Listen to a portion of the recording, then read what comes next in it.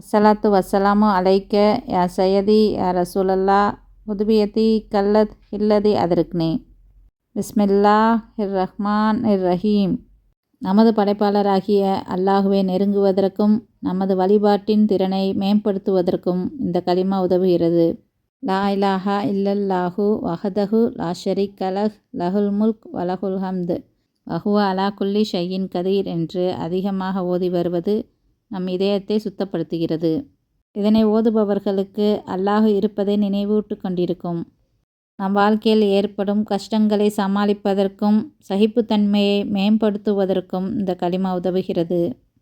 துவா செய்யும்போது இந்த கலிமாவை அதிகமாக ஓதி வருவது நமது வழிபாட்டின் தரத்தை அதிகரிக்கும்.